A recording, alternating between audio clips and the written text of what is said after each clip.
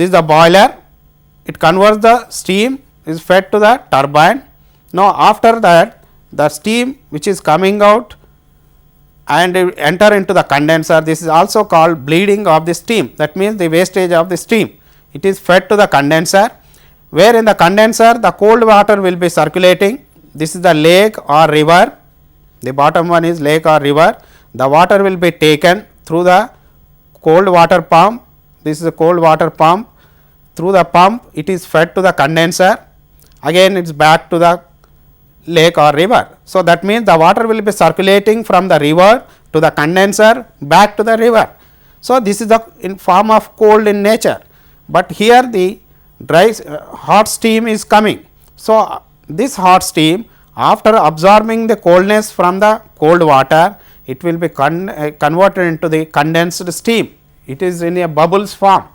So, this steam again fed back to the boiler through condensate extraction pump, low pressure heater and high pressure heater. So, this condensed steam again will be heated with a low pressure heater and further heater with heated with high pressure heater, again fed back to the boiler. So, instead of wasting the steam or water, again through the condenser it is fed back to the boiler, it is made into water and fed back to the boiler.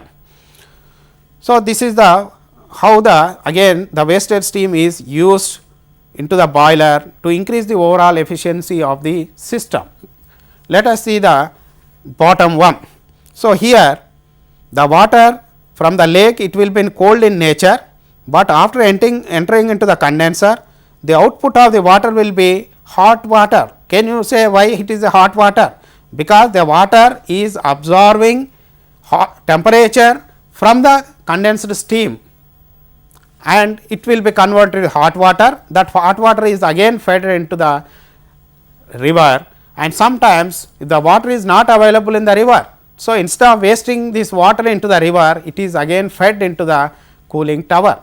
The purpose of cooling tower is it takes the hot water, convert into the cooling water, that cooling water again fed into the condenser, again from the condenser it comes back to the cooling tower, again it will be cooled down, again that cooled water will be fed to the condenser. So, the water will be coming from the condenser entering into the cooling tower, from the cooling tower again it is fed back to the condenser. So, like that the water also should not be wasted in power plants.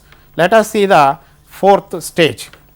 So, we have seen the coal is fed to the boiler and whatever the wastage is coming in the form of ash, that will be stored in the ash storage plants, and the water is converted into the steam. That steam is fed to the turbine, from the turbine to the generator, and the wasted steam is coming back to the condenser, and where in the condenser the steam will be condensated, that means made into the water, that again that this water will be fed back to the boiler, and in the condenser the water is coming from the river or from the cooling tower. So, the fourth stage is once this steam is water is converted into steam, the lot of flue gases will be coming. We can make use those flue gases also. You can see with this fourth stage figure. This is a fourth stage, this is a boiler. After converting a steam, there will be a flue gases. The flue gases will be passed into the air preheater, and the air preheater is connected to the forced draught fan. What is the purpose of forced draught fan? In a boiler, the underneath there will be a furnace, the coal will be fed into the furnace. For combustion or for quick combustion, it needs the air blowing.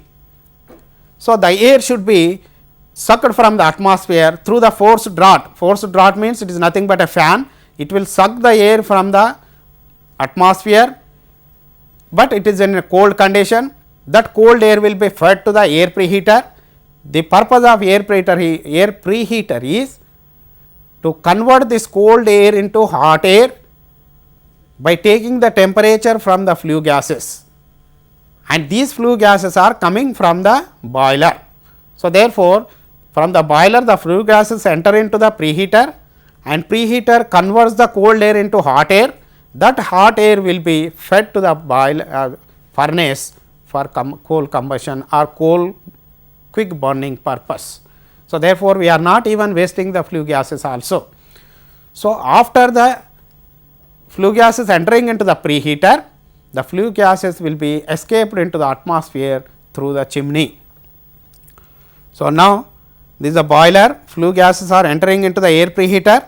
From the this is the forced draught fan, cold air is entering into the air preheater, where in the air preheater the cold air is converted into the hot air by taking the gases from the temperature from the flue gases and becomes the hot air. That hot air is fed to the boiler for coal burning of the coal, and after taking the temperature from the air, the flue gases will be escaped into the chimney and through the induced draught, and this chimney is top side, it is left open. Therefore, all the flue gases or particles will be left into the atmosphere. From the atmosphere, it will be falling in some fall place some other places.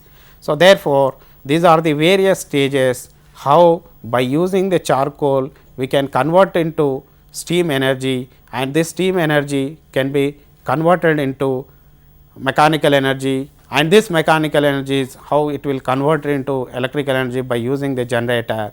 So, this is the brief procedure how a thermal power stations works. So, let us see some important points how the thermal working power stations works. The first is coal is transported, crushed into small pieces called pulverization. Coal is burnt in the boiler house. Water is converted into wet steam. Wet steam is superheated in a superheater. Superheated steam is passed through turbine blades. Turbine converts heat energy into mechanical energy. Steam turbine drives the alternator. Alternator converts mechanical energy into electrical energy. This electrical energy is delivered to bus bars and transformers.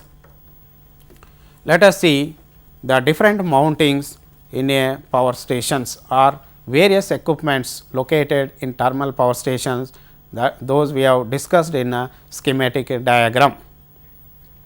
The first is coal handling unit. The purpose of coal handling unit is to make the big coal into a small pieces by using the ball mills, etc. The second point is boiler.